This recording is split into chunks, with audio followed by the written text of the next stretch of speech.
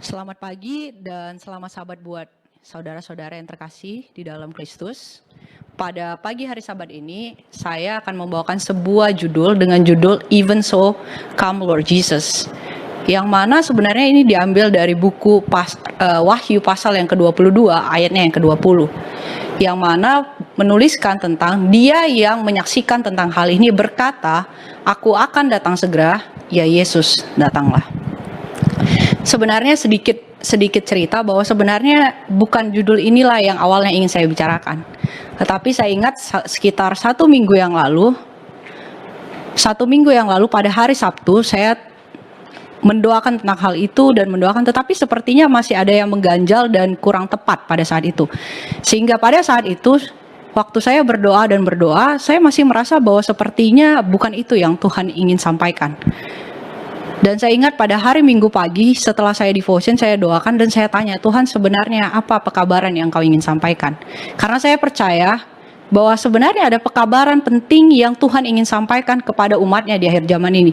Dan hanya Tuhanlah yang mengerti dan mengetahui hati manusia. Pada saat itu ketika saya tergerak untuk bawakan ini dan akhirnya saya tahu Tuhan begitu baik karena Tuhan memberikan awal sampai akhirnya bagaimana caranya, apa yang harus dibawakan. Oleh karena itu, pada saat saya membawakan, ada satu hal yang saya ingin minta dari saudara-saudara yang ada di sini. Biarlah pada saat ini, saat kita mendengarkan firman yang akan Tuhan sampaikan, satu hal yang saya minta adalah kita berdoa bersama-sama untuk meminta kecurahan Roh Kudus kepada kita, untuk meminta dan bertanya, Tuhan apa yang sebenarnya Engkau ingin sampaikan kepada saya melalui firman ini. Karena hanya Tuhanlah yang mampu mengubah hati kita. Mari kita bersatu di dalam doa. Tuhan Allah, Bapa kami yang berada di surga, Bapa saat kami, anak-anak-Mu datang mampir di tataran-Mu Tuhan. Tuhan, satu hal yang kami minta pada saat ini adalah kehadiran Roh Kudus-Mu dan kehadiran-Mu bersama-sama dengan kami saat ini. Tuhan, kami terpisah oleh jarak, tapi Tuhan biarlah Engkau ada bersama-sama dengan kami dimanapun kami berada. Ubah hati kami, bantu kami untuk mendengar suara Engkau berbicara kepada kami pribadi lepas pribadi. Tuhan, ajar kami untuk mau mengenal Engkau lebih dalam. Ajar kami sehingga kami dapat siap ketika Engkau datang yang kedua kali. Tuhan, sembunyikan hamba-Mu di balik salib-Mu. Karena hamba-Mu hanyalah seorang yang berdosa, memiliki banyak kesalahan. Oleh karena itu Tuhan, biarlah Engkau sembunyikan hamba-Mu di balik salib-Mu. Dan biarlah hanya Engkau yang ditinggikan pada Sabat hari ini. Terima kasih Tuhan, inilah doa dan permohonan kami. Dalam nama Yesus kami berdoa. Amin. Ada sebuah cerita yang datang dari seorang misionaris. Jadi misionaris ini dia ditempatkan di sebuah lokasi atau sebuah kampung di daerah pedalaman, yang mana di kampung ini dilewati oleh sebuah sungai. Jadi ada sebuah sungai yang melewati kampung itu. Nah, misionaris ini pada saat ke sana dia sudah mendengar bahwa di sungai ini ada ikan pemangsa di dalam sungai itu. Sehingga salah satu hal pertama yang ditanyakan oleh misionaris ini kepada salah seorang penduduk di situ adalah, benar nggak sih di sungai ini ada ikan pemangsa atau ikan piranha? Dia tanya pada penduduk itu. Dan benar nggak sih kalau ikan piranha itu di daerah sungai yang dilewati ini akan memakan manusia, dikatakan. Tetapi menarik yang dijawab oleh penduduk ini adalah enggak.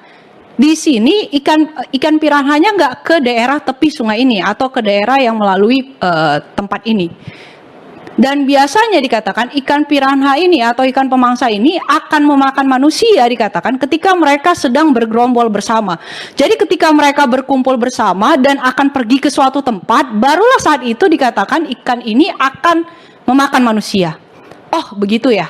Ya, jadi misionaris ini tidak banyak bertanya lagi. Nah, kebetulan di daerah misionaris ini adalah daerah yang cukup panas.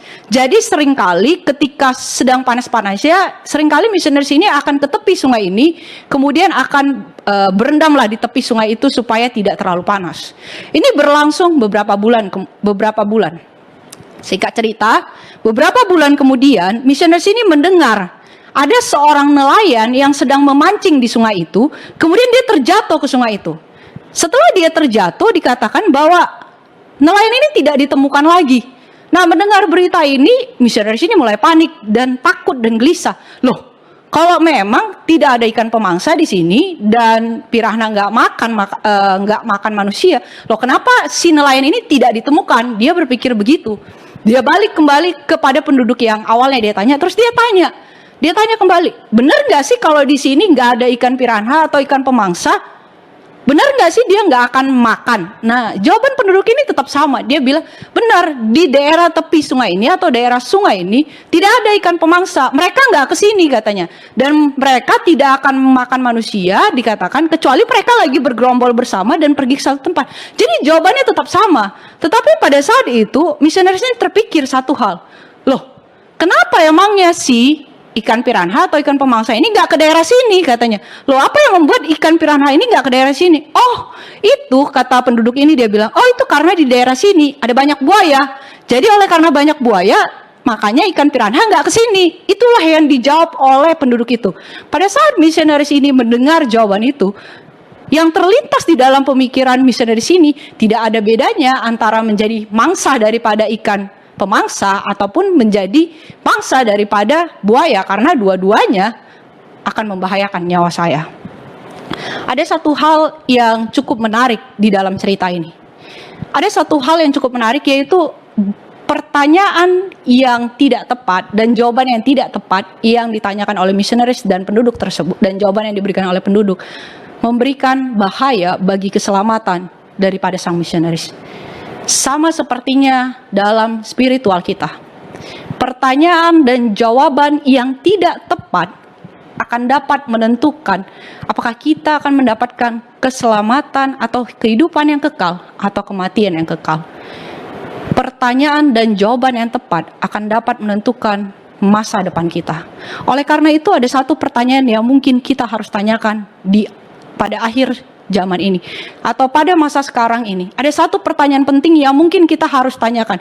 Kira-kira apa pertanyaan penting yang perlu kita siapkan di akhir dari sejarah dunia ini? Apa sebenarnya yang penting yang saat ini yang harusnya kita ketahui berhubungan dengan keselamatan kita di akhir dari sejarah dunia ini? Apakah ada pekabaran yang Tuhan mau sampaikan kepada umatnya yang sangat penting terutama di akhir dari sejarah dunia ini? Dalam buku Maranatha Januari kelima dituliskan begini. Doktrin kedatangan Yesus adalah kunci, katanya. Adalah kunci dari Alkitab. Atau dikatakan di sini, doktrin kedatangan Yesus yang kedua kali adalah inti dari Alkitab. Jadi dengan kata lain, dalam tulisan ini Nyonya White menuliskan bahwa inti daripada semua Alkitab adalah untuk mempersiapkan kita kepada kedatangan Yesus yang kedua kali. Dan ini memang terbukti benar. Kita lihat berkali-kali Yesus mengatakan Yesus mengatakan di dalam Alkitab, berjaga-jagalah dan bersedialah. Berjaga-jagalah dan bersedialah karena Tuhan akan segera datang. Bahkan dalam buku Wahyu dikatakan, berjagalah supaya jangan ada orang yang mengambil mahkota kita. Bukan hanya itu, kita ingat juga dalam cerita Yesus ketika diumpamakan tentang perumpamaan tentang 10 anak darah, Yesus mengatakan pada saat itu adalah kerajaan surga atau kedatangan Yesus seumpama kita yang sedang menunggu, dan dikatakan bahwa umat yang menunggu kedatangan Tuhan pada saat itu tertidur. Bukankah dengan demikian memang benar inti daripada keseluruhan Alkitab adalah untuk mempersiapkan kita kepada kedatangan Yesus yang kedua kali? Yang menjadi pertanyaan kita pada pagi hari ini, benarkah itu masih menjadi harapan kita? Benarkah pengharapan tentang kedatangan Yesus kedua kali yang merupakan inti dari seluruh Alkitab masih menjadi pengharapan kita umat yang mengaku menunggu kedatangan Yesus? Dalam satu penglihatan, dalam satu penglihatan Nyonya White, ada satu tulisan yang dituliskan di dalam buku itu. Dibilang begini, saya melihat bahwa kita tidak harusnya mengacukan kedatangan Yesus. Artinya di dalam tulisan itu dikatakan bahwa kita yang mengaku umat Tuhan seringkali berpikir, oh Yesus masih akan datang, mungkin tidak di generasi ini. Yesus masih akan datang mungkin nanti setelah saya tua atau setelah saya meninggal. Kita mungkin masih berpikir bahwa Yesus tidak akan datang di zaman kita ini. Dan kita sibuk dengan segala sesuatu kecuali menunggu kedatangan Yesus. Dan dikatakan di dalam ayat itu, di dalam kutipan itu dilanjutkan, ditulis begini. Kata malaikat, bersiaplah, bersedialah tentang apa yang akan datang ke dunia. Biarlah pekerjaanmu sesuai dengan imanmu. Jadi di dalam tulisan itu bahkan dikatakan, kita lihat bahwa malaikat berkali-kali lagi menyatakan bersedialah, bersiaplah tentang kedatangan Tuhan. Dan biarlah kepercayaan iman kita sesuai dengan apa yang kita lakukan di masa sekarang ini. Nah, pada saat perkataan ini setelah diucapkan, pada saat itu dikatakan Nyonya White dibawa ke surga. Jadi pada saat itu Nyonya White dibawa ke surga, dan saat itu dia melihat keseluruhan isi surga. Dia begitu terkagum-kagum dengan keseluruhan isi surga. Tetapi ada satu hal yang menarik perhatiannya pada saat itu. Ada pada satu sisi ketika dia berbalik, dia melihat ada seorang malaikat sedang memegang timbangan. Dan pada saat itu di daerah sekitar malaikat ini keadaan begitu tenang, begitu seolah-olah ada sesuatu hal yang besar yang akan terjadi, begitu kusyuk yang terjadi di situ. Dan sepertinya ada sesuatu hal penting yang akan terjadi. Dan pada saat itu Nyonya White melihat apa yang sebenarnya sedang terjadi di daerah situ. Pada saat dia melihat, ternyata ada seorang malaikat yang sedang memegang sebuah timbangan pada saat itu. Dan di dalam timbangan itu dilihat tentang apa yang dilakukan, tentang pikiran dan perbuatan atau hal-hal yang menarik umat-umat yang mengaku menunggu kedatangan Yesus yang kedua kali. Dalam tulisan itu, dalam penglihatan itu dibilang bahwa umat-umat yang mengaku mengikut Tuhan pada saat itu sedang ditimbang. Setiap orang katanya yang mengaku mengikut Tuhan pada saat itu sedang ditimbang pikiran dan perbuatannya atau hal-hal yang menariknya. Di satu sisi timbangan ada dikatakan pikiran dan perbuatan yang berhubungan dengan dunia, yang menarik tentang hal-hal dunia. Sedangkan di sisi yang satu dikatakan ini adalah hal-hal yang berhubungan dengan surga. Hal-hal yang menarik dengan surga. Itu yang ada di sisi yang satu. Dan ketika timbangan itu ditimbang untuk anak-anak yang mengaku pengikut Tuhan, pada saat itu ditimbang, begitu cepatnya dikatakan timbangan itu beralih ke bawah untuk timbangan yang mengarah kepada pikiran dan hal-hal yang berbau dengan dunia. Dan begitu ringan timbangan atau pikiran yang dihubungkan dengan surga. Malaikat itu berkata, bisakah mereka masuk ke dalam kerajaan surga? Pada saat itu malaikat itu menjawab, tidak akan pernah. Beritahukan kepada mereka, apa yang mereka miliki sekarang ini semuanya sia-sia. Dan jika mereka tidak bertobat, mereka akan binasa. Satu hal yang kita bisa lihat di sini adalah pikiran daripada atau hal-hal yang menarik manusia yang mengaku mengikut Tuhan lebih ke arah pikirannya, lebih ke arah dunia, dan didapati terlalu ringan. Pada saat saya membaca kutipan ini, ada satu hal yang saya teringat di dalam sebuah cerita. Kalau kita ingat dalam buku Daniel, kita sama-sama ingat pada saat pemerintahan Belsasar akan berakhir, ada sebuah tangan yang menuliskan sebuah kata, yaitu mene mene tekel urfasib, yang mana kalau kita baca dalam buku Daniel, pada saat pemerintahan Belsasar dikatakan Belsasar ditimbang dan didapati terlalu ringan. Kita bisa melihat bahwa yang menuliskan Nyonya White dan juga Alkitab diinspirasi oleh roh yang sama, yaitu Roh Kudus. Karena ternyata apa yang dilihat oleh Nyonya White adalah hal yang juga yang dituliskan oleh Nabi Daniel pada saat itu, didapati terlalu ringan. Menjadi pertanyaan saya pada pagi hari ini, jika pada saat ini kita sedang mengalami hal yang sama, apakah kita akan didapati terlalu ringan? Apakah kita akan didapati terlalu ringan sama seperti Belsasar, atau sama seperti penglihatan yang dilihat oleh Nyonya White, bahwa pikiran, hal-hal yang menarik, semuanya yang kita miliki kebanyakan lebih ke arah dunia? Apakah itu yang masih menjadi perhatian kita sampai sekarang ini?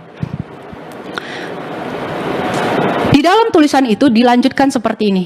Ditanya, apa sih sebenarnya yang membuat kita didapati terlalu ringan?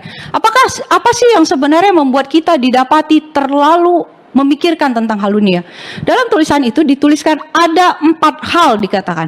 Ada 4 hal yang membuat umat yang mengaku pengikut Tuhan tidak siap, tidak bersedia ketika Yesus datang, atau didapati terlalu ringan. Yaitu ada 4 hal. Yang pertama dikatakan di sini adalah pikiran kita. Dikatakan pikiran kita yang harusnya digunakan untuk mencari kebenaran, untuk mengenal tentang Yesus. Kalau kita ingat bahwa Yesus berkata, aku adalah jalan, kebenaran, dan hidup. Dengan kata lain, sebenarnya seluruh kebenaran yang ada di Alkitab tujuannya hanya satu, yaitu untuk membawa kita mengenal Yesus. Tapi pikiran yang harusnya kita gunakan untuk mencari kebenaran, untuk mengenal Yesus lebih dalam lagi, kita gantikan dengan mempelajari, melihat-lihat tentang mode, tentang apa yang terjadi di dunia ini, dan kita dialihkan daripada Yesus. Alasan yang kedua yang dikatakan, kenapa dikatakan kita didapati ditimbang terlalu ringan dan tidak siap ketika Yesus datang yang kedua kali. Yang kedua dikatakan adalah buku. Buku yang harusnya memberikan kesaksian tentang Yesus kita acuhkan, tidak kita baca. Melainkan hal-hal lain, begitu banyak hal lain yang menarik, lebih menarik kita baca daripada yang memberikan kesaksian tentang Yesus. Yang ketiga yang dikatakan adalah kita yang mengaku umat Tuhan sering membandingkan diri kita dengan orang lain. Gantinya membandingkan kita dengan Yesus. Dikatakan banyak umat Tuhan, dikatakan sering melihat mungkin ya orang lain, seperti mungkin melihat artis, kemudian melihat, oh dia memiliki ini, saya juga pengen. Dia seperti ini, saya juga pengen. Dan kemudian dikatakan, oh iya karena dia memiliki ini, saya juga mau seperti itu. Gantinya menjadikan Yesus sebagai panutan, kita melihat kepada orang lain. Atau terkadang dikatakan, kita terlalu fokus dengan kesalahan orang. Kita terlalu melihat, oh iya ini orang percuma dia kadang-kadang, oh dia berbicara di depan tapi kehidupannya enggak baik juga. Saya masih jauh lebih baik daripada dia. Kita membandingkan hidup kita dengan orang lain, bukannya membandingkan kita dengan Yesus. Dan itu adalah alasan ketiga dikatakan kenapa dikatakan kita tidak siap untuk kedatangan Yesus yang kedua kali. Oleh karena katanya bukannya melihat kepada Yesus, kita melihat kepada orang lain. Tidaklah heran kita tidak jauh berbeda dengan orang yang kita lihat. Dan yang terakhir dikatakan alasan kenapa umat Tuhan tidak siap dan didapati terlalu ringan adalah oleh karena tidak adanya roh penyangkalan diri. Tidak adanya keinginan untuk menyangkal diri. Dikatakan none, tidak ada katanya, will enter heaven without making a sacrifice. Tidak ada seorang pun yang dapat masuk ke dalam kerajaan surga tanpa membuat pengorbanan. Di sini dibilang bahwa kita terkadang tidak mau mengalahkan ego kita. Kadang kita tidak mau mengalahkan amarah kita. Kadang kita tidak mau menahan mulut kita dari makanan-makanan kita. Kadang kita tidak bertarak, bahkan terkadang dikatakan seringkali umat Tuhan itu tidak mau lebih mengikuti apa yang dia suka dibandingkan apa yang Tuhan mau. Dan dikatakan tidak ada katanya orang yang tidak bersedia untuk berkorban atau untuk menyangkal dirinya akan masuk ke dalam kerajaan surga. Ya, menjadi pertanyaan saya pada pagi hari ini. Adakah kita melihat 4 hal ini dalam hidup kita? Adakah kita melihat bahwa keempat hal ini merupakan bagian dari hidup kita yang mana itu menyebabkan kadang-kadang kita lebih suka, lebih banyak tertarik dengan hal-hal dunia dibandingkan dengan Yesus?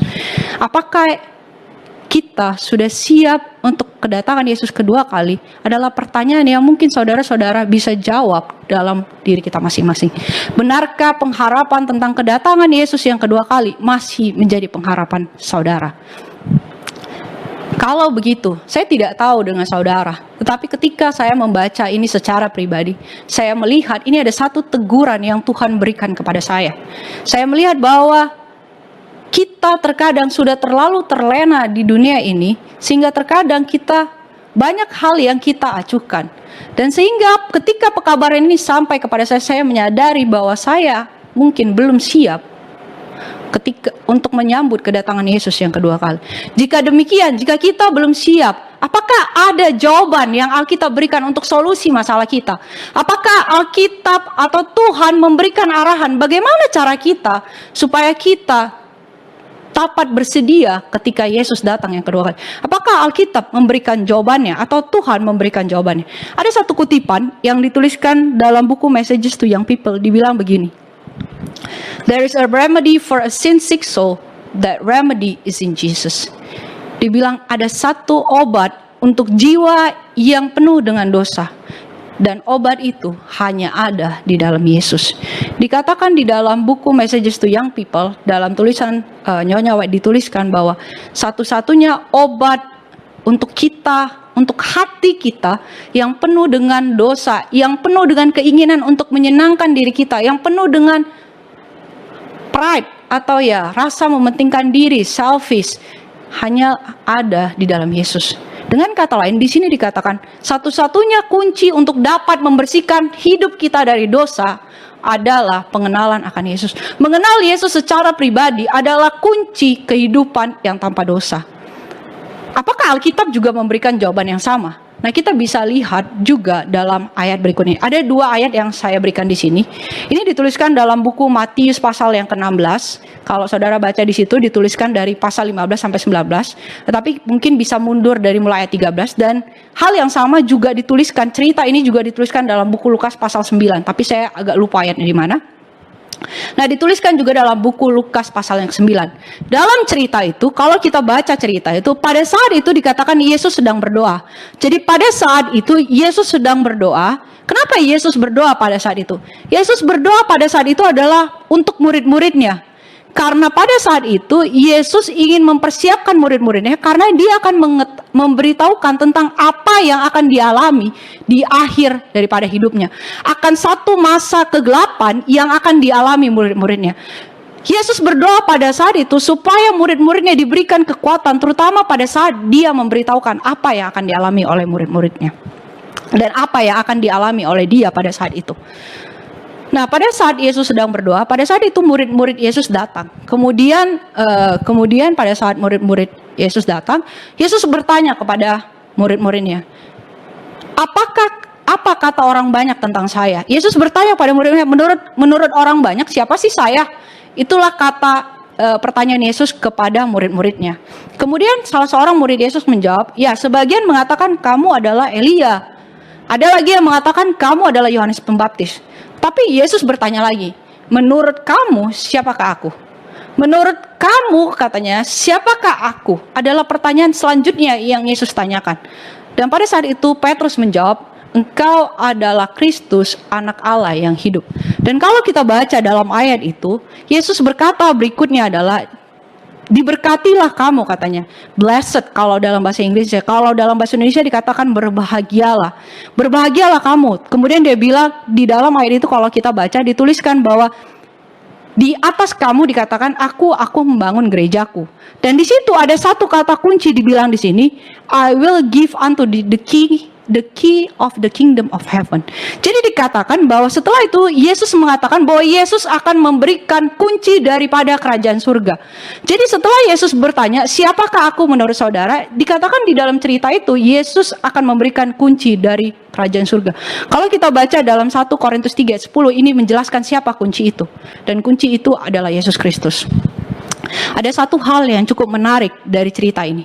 Kalau kita lihat sebelum Yesus mempersiapkan murid-muridnya, sebelum Yesus mempersiapkan murid-muridnya untuk masa-masa kegelapan, ada satu pertanyaan penting yang Yesus tanyakan supaya murid-murid bisa tetap siap sampai pada akhirnya. Itu pertanyaan, siapakah aku menurut kamu? Yesus tidak peduli tentang apa yang dikatakan orang banyak, tapi Yesus peduli apa menurut kita siapakah Yesus. Dan kalau kita lihat juga ada satu hal yang menarik bahwa kunci itu diberikan melalui jawaban yang diberikan oleh Yohanes Pembaptis. Dengan kata lain, pertanyaan penting tentang siapa Yesus bagi kita adalah kunci supaya kita bisa masuk ke dalam kerajaan surga. Dan kalau kita lihat bahwa ini dijawab di dalam Alkitab, kunci itu adalah Yesus. Kita bisa melihat bahwa dalam tulisan sebelumnya tulisan yang dituliskan Nyonya White bahwa untuk jiwa yang tanpa dosa, kunci untuk masuk ke dalam kerajaan surga, kunci untuk mengalami sebuah kehidupan yang bersedia ketika Yesus datang yang kedua kali, semuanya terletak hanya di dalam siapakah Yesus bagi saya dan saudara. Di dalam cerita, di dalam pertanyaan ini, who do you say that I am? Siapakah Yesus bagi kita? Ini adalah pertanyaan terakhir yang saya ingin tanyakan kepada kita. Jika pertanyaan ini ditanyakan kepada kita pada pagi hari ini, siapakah Yesus bagi saya? Apakah yang akan menjadi jawaban kita? Siapakah Yesus bagi saya? Apa yang akan menjadi jawaban kita pada saat ini? Sebelum saya menjawab ini, ada satu cerita terakhir yang sebelum akhir dari khotbah ini yang akan saya berikan. Ada satu cerita terakhir yang akan saya berikan tentang kesaksian tentang seorang komedian lah, yang mana dia diubahkan setelah bertemu dengan Yesus. Ini adalah cerita terakhir yang saya ingin kita dengarkan sebelum kita menjawab siapakah Yesus bagi hidup saya. Komedian ini bernama Hihau, atau panggilan kecilnya bernama Lulu. Jadi kalau kita lihat fotonya, itu sebelah kiri adalah sebelum dia mengenal Yesus, dan yang sebelah kanan adalah sesudah dia mengenal Yesus. Jadi ini adalah foto sebelum dan sesudah yang diambil. Nah, Lulu ini, panggilan kecilnya Lulu ini lahir dari sebuah keluarga broken home. Jadi dia lahir dari sebuah keluarga yang tidak menginginkan dia. Oleh karena itu, dari kecil Lulu ini dibawa ke neneknya. Jadi dia dibawa ke neneknya untuk dibesarkan oleh neneknya. Karena orang tuanya nggak peduli dan memang tidak mau menerima dia. Dan 4 tahun, pada usia dia yang ke-4 tahun dikatakan bahwa neneknya pun tidak mau dia, sehingga pada usianya yang ke-4 tahun dia dibawa ke panti asuhan. Lulu berkata pada saat itu, dia bilang begini, banyak dari kita yang berpikir anak-anak kecil itu tidak ingat apa yang dialaminya. Tapi dia berkata bahwa dari kecil, bahkan sejak saya umur 4 tahun, saya sudah mengingat bahwa saya ditolak dan tidak diinginkan. Dikatakan bahwa begitu rasa penolakan itu begitu mendalam di hatinya. Rasa tidak diinginkan begitu membekas di dalam pikirannya. Dan ini menjadi salah satu depresi yang dialami. Dia merasa bahwa tidak ada orang yang menyayangi dia. Nah, pada saat selama dia di panti asuhan dikatakan, dia sering kali dikatakan duduk di pinggir lemari, kadang-kadang di jendela, dan menangis dikatakan. Dia menangis katanya, dia melihat katanya mobil yang berlalu lalang di depan daripada panti asuhannya. Dan dia berpikir, jika saja dikatakan saya memiliki ayah atau ibu. Jika saja saya memiliki kakak atau adik. Atau dikatakan jika saja saya memiliki kamar saya sendiri, atau saya memiliki sepeda, saya memiliki yang orang-orang normal bisa dikatakan. Jika saja saya memiliki. Dan dikatakan, tetapi dia tidak punya itu semua. Dan dia masih mengingat katanya setiap hari dikatakan akan ada orang tua yang datang untuk mau mengadopsi anak. Tetapi kebetulan Lulu ini punya sakit. Jadi oleh karena dia punya sakit tiroid, tetapi oleh karena dia juga stres, dan satu-satunya hal yang menyenangkan dia adalah melalui makan. Jadi dia cukup gendut juga. Nah, ini membuat orang-orang kadang datang, dia lihat, oh ini anak gendut atau besar banget, sehingga gak mau mengadopsi dia. Sehingga penolakan itu semakin membekas katanya di dalam hatinya. Bukan hanya itu, dikatakan bahwa dia dari sejak remaja atau sekitar 7-8 tahun, 10-11 tahun, dia selalu berharap katanya, dia selalu menunggu di depan pintu. Jika saja katanya papanya datang mau mengambil dia lagi, atau mamanya datang mau mengambil dia lagi, atau neneknya bahkan datang mengambil dia untuk membawa dia pulang kembali. Tapi dia katakan bahwa dia menunggu dan menunggu dan menunggu. Semuanya hanya ada kekecewaan yang ada di dalam hidupnya.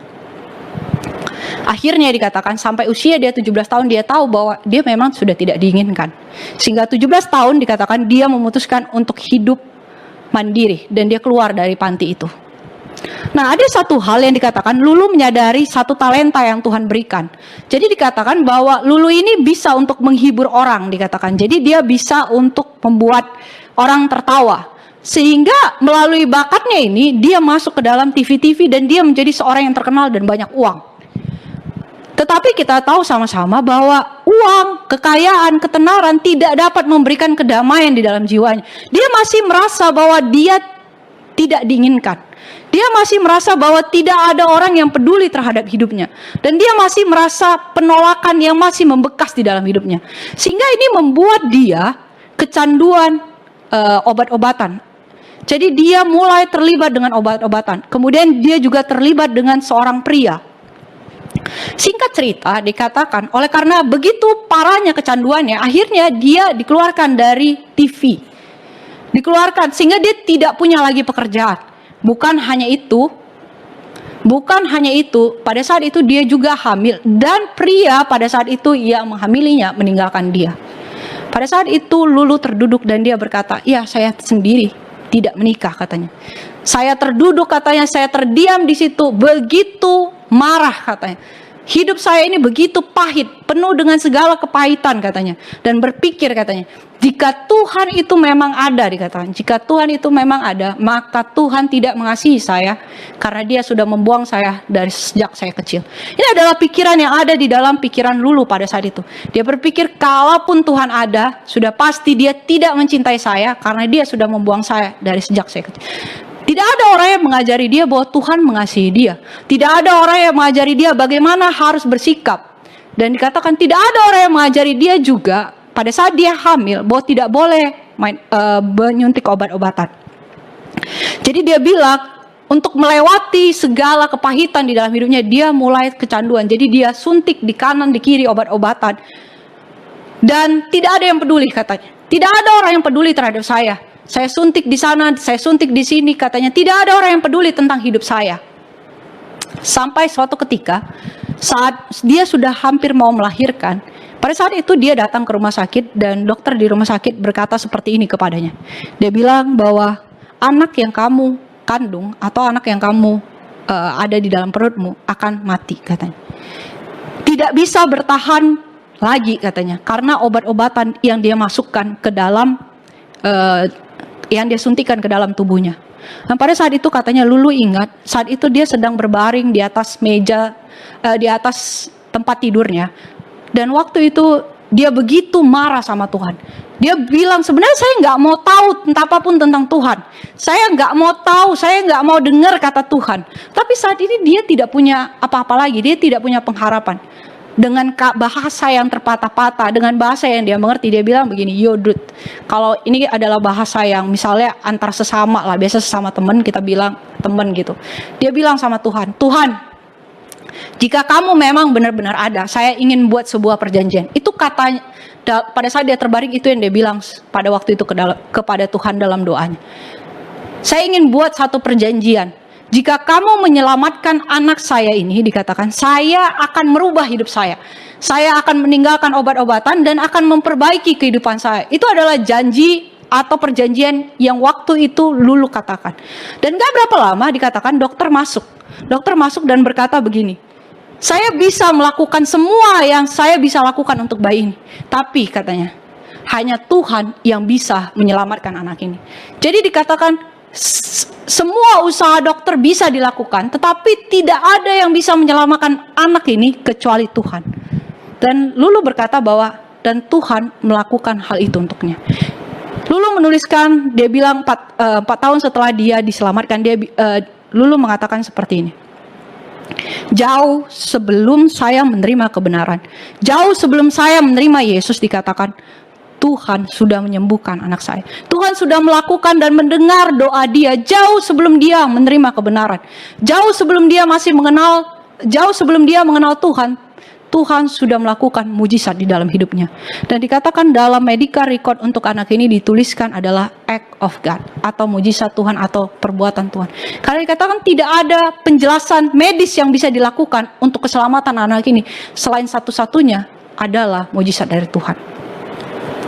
Setelah itu, setelah Lulu keluar dari rumah sakit, pada saat itu dia masih belum mengenal tentang Tuhan. Dan waktu itu dia secara tidak sengaja bertemu, dikatakan, dengan salah satu temannya yang sama-sama dibesarkan di panti. Jadi dia bertemu dengan salah satu temannya, tetapi pada saat dia bertemu dengan temannya, dia melihat bahwa ada sesuatu yang berbeda dari hidup temannya ini. Dikatakan bahwa temannya itu sekarang begitu berbeda hidupnya. Terus dia juga melihat bahwa temannya ini begitu damai, begitu penuh sukacita, dan ini cukup menarik bagi Lulu. Sehingga pada saat dia bertemu, pada saat itu temannya ini mengatakan, "Lulu, saya mau mengenalkan kamu kepada Yesus," katanya. "Saya mau mengenalkan kamu dengan Yesus yang sudah mengubah hidup saya." Pada saat Lulu mendengar kata Yesus atau kata Tuhan, dia bilang, enggak, saya enggak mau dengar apapun tentang Tuhan. Saya enggak mau tahu apapun tentang Yesus," katanya. Dia tidak peduli terhadap hidup saya. Itu adalah perkataan Lulu pada saat itu. Dan singkat cerita, karena temannya ini terus meminta dan terus untuk supaya Lulu mengenal Tuhan, dan Lulu juga melihat karena ada sesuatu yang berbeda dari hidup temannya ini sebelum dan sesudah mengenal Yesus, akhirnya Lulu memutuskan untuk mengenal Yesus. Ini adalah tulisan yang dituliskan oleh Lulu ketika dia pertama kali menerima Yesus sebagai juru selamatnya. Dia bilang begini, pertama kali dikatakan saat saya berlutut, katanya, dan memberikan hidup saya sepenuhnya kepada Tuhan. Di saat itu juga, katanya, kecanduan saya tentang narkoba, kecanduan saya tentang obat-obatan, Tuhan ambil semuanya. Dia tidak lagi memiliki keinginan untuk memuaskan dirinya dengan kesenangan sementara. Dia kehilangan itu semua dikarenakan pengenalannya akan Yesus Kristus. Setelah itu dikatakan hidupnya begitu berbeda. Bahkan dikatakan dia mulai menyanyi tentang lagu-lagu Kristen. Kemudian dikatakan juga pada saat itu karena orang-orang dari mulai dunia film mulai melihat dia berbeda dari yang sebelumnya. Kemudian dia dipanggil lagi, mau nggak sih bikin acara lagi tentang komedi. Pada saat itu sebelum dia memutuskan apakah dia mau menerima acara itu, karena fokus dia sudah berbeda sekarang. Dia berdoa kepada Tuhan sebelum dia memutuskan untuk mau menerima acara. Begitu berbedanya kehidupan dia yang dahulu dan sekarang. Sekarang setiap keputusannya, setiap apa yang dia lakukan, tidak ada yang lebih berharga daripada Yesus. Di dalam hatinya saya percaya bahwa dia memiliki satu moto, "If I have Jesus, I have everything that I need." Jika saya memiliki Yesus, saya memiliki semua yang saya butuhkan. Itu adalah hal yang merubah hidupnya. Oleh karena dia mengenal Yesus secara pribadi dan merasakan betapa Tuhan mengasihi dia. Ada satu pelajaran dan satu pertanyaan penting di akhir daripada khotbah ini yang saya ingin tanyakan. Sudahkah kita mengenal Yesus secara pribadi? Sudahkah kita mengenal Yesus secara pribadi hingga sampai seperti Lulu kita dapat berkata, "Jika saya memiliki Yesus, saya memiliki semua yang saya butuhkan." Kita tahu sama-sama bahwa dengan mengenal Yesus, Lulu meninggalkan hal yang dia sukai dahulu. Obat-obatan yang dahulu menjadi salah satu kesukaan, dia tinggalkan. Setiap keputusan yang dia ambil sekarang, dia tanya kepada Tuhan. Setiap hal yang dia ingin lakukan satu-satunya adalah untuk menyaksikan tentang betapa baiknya Tuhan bagi hidupnya. Yang jadi pertanyaan, benarkah Yesus sudah mengubah hidup kita? Benarkah Yesus sudah menjadi juru selamat kita sehingga hal yang Lulu alami menjadi bagian dari kehidupan kita? Bahkan orang lain pun bisa melihat betapa Tuhan sudah mengubahkan hidup kita. Benarkah pengenalan kita akan Yesus secara pribadi sudah dapat membuat kita berkata, "If I have Jesus, I have everything that I need." Jika saya memiliki Yesus, saya mempunyai semua yang saya butuhkan. Kita tahu sama-sama seluruh tokoh di Alkitab memiliki moto yang sama, memiliki hal yang sama di dalam hatinya. Kita ingat dalam cerita Abraham ketika dia disuruh untuk pergi keluar dari dari rumahnya, dari Ur Kasdim. Pada saat dia disuruh keluar tanpa berpikir panjang, tanpa bertanya, tanpa berpikir akan ke depannya, dia berpikir, jika saya memiliki Yesus, saya memiliki semua yang saya butuhkan. Saya nggak perlu khawatir karena Tuhan yang menyuruh saya, Dia akan menyediakan bagi saya. Kita tahu ceritanya bahkan ketika waktu itu Abraham diminta untuk memberikan anaknya, dia dapat berkata dalam hatinya, jika saya memiliki Yesus, saya memiliki semua yang saya butuh. Karena dia percaya bahwa Tuhan akan tetap menjaga dan tahu yang terbaik bagi hidupnya. Kita ingat dalam cerita murid-murid Yesus. Murid-murid Yesus memberikan hidupnya. Ada sebagian yang martir, ada yang disalibkan terbalik. Dan semua memiliki satu moto yang sama. Bagiku hidup adalah Kristus dan mati adalah keuntungan. Jika saya memiliki Yesus, maka saya memiliki semua yang saya butuhkan. Mereka tahu bahwa hidup mereka hanyalah sementara dan semua mereka hidup hanyalah untuk Yesus. Sama seperti para pendiri Kristen kita atau para reformator, yang mana yang memberikan jiwanya bagi, yang mana mereka dibakar hidup-hidup, seperti John Huss, Wycliffe, yang dibakar hidup-hidup pada saat itu dan berkata ini hanya sementara. Semuanya memiliki satu moto yang sama. Jika saya memiliki Yesus, saya memiliki semua yang saya butuhkan. Dan mereka tahu bahwa ini hanya sementara. Kita tahu pendiri-pendiri gereja kita juga memiliki iman yang sama. Menjadi pertanyaan, sudahkah kita mengenal Yesus begitu dekat, begitu dalam, sehingga kita memiliki moto yang sama? Jika saya memiliki Yesus, saya memiliki semua yang saya butuhkan. Saya tahu bahwa saya berada di tangan yang tepat. Saya tahu Tuhan adalah yang terutama dalam hidup saya dan mengubah semua hidup saya. Adalah pertanyaan yang saya ingin tanyakan pada pagi hari ini. Siapakah Yesus bagi hidup saya? Benarkah Dia sudah menjadi semua yang saya butuhkan? Karena kalau kita baca dari kutipan tadi bahwa hanya mereka yang memiliki iman untuk Kristus yang pada akhirnya akan sama-sama bisa dibawa untuk bertemu dengan Yesus. Hanya mereka yang dapat berkata, jika saya memiliki Kristus, jika saya memiliki Yesus, maka saya memiliki semua yang saya butuhkan, yang bisa akan bertemu dan siap untuk bertemu dengan Yesus kedua kalinya. Ada satu kutipan terakhir yang saya ingin bagikan di sini, dituliskan begini: If you lose heaven, you lose everything. If you gain heaven, you gain everything. Do not make mistake in this matter. Dibilang begini, jika kamu mendapatkan surga, jika kamu tidak mendapatkan surga, kehilangan surga, kamu kehilangan semuanya. Jika kamu mendapatkan surga, dikatakan kamu mendapatkan semuanya. Jangan salah memilih dalam hal ini. Pada pagi hari ini, ada satu panggilan yang Tuhan ingin panggil kepada kita masing-masing. Ada satu panggilan yang Tuhan ingin kita berikan kepada Tuhan. Mari kita kembali membuat sebuah komitmen untuk memberikan semuanya bagi Yesus, untuk meletakkan segala sesuatu yang kita punya di bawah kakinya, untuk mengenal Yesus lebih dalam lagi, hingga kita sampai memiliki satu moto yang sama seperti tokoh-tokoh di Alkitab, sama seperti para reformator, sama seperti pendahulu kita, yaitu jika saya memiliki Yesus, saya memiliki semua yang saya butuhkan. Sehingga sama seperti Yohanes ketika di Pulau Patmos, ketika Yesus berkata, "Aku akan datang segera," kita dapat berkata, "Ya Yesus, datanglah." Inilah yang menjadi pengharapan dan semoga ini semua dapat menjadi berkat bagi kita semua. Amin. Mari kita satu di dalam doa. Tuhan Allah, Bapa kami yang bertotal kerajaan surga, Bapa, terima kasih Tuhan atas pekabaran yang Kau sampaikan kepada kami, yang mengingatkan kami kembali, Tuhan, dunia ini bukanlah rumah kami. Dunia ini hanya sementara. Bantu kami Tuhan untuk mengalihkan mata kami kembali kepada Yesus. Bantu kami Tuhan supaya kami kembali kepada Engkau dan menjadikan Engkau yang pertama dan terutama di dalam hidup kami. Tuhan, ubahkan hati kami, berikan Roh Kudus kepada kami, bantu kami Tuhan supaya kami siap ketika Engkau datang yang kedua kali. Sehingga sama seperti Yohanes, kami dapat berkata dengan pengharapan yang penuh akan kedatangan Yesus. Ya Yesus, datanglah segera. Terima kasih Tuhan, inilah doa dan permohonan kami Tuhan. Dalam nama Yesus kami berdoa. Amin.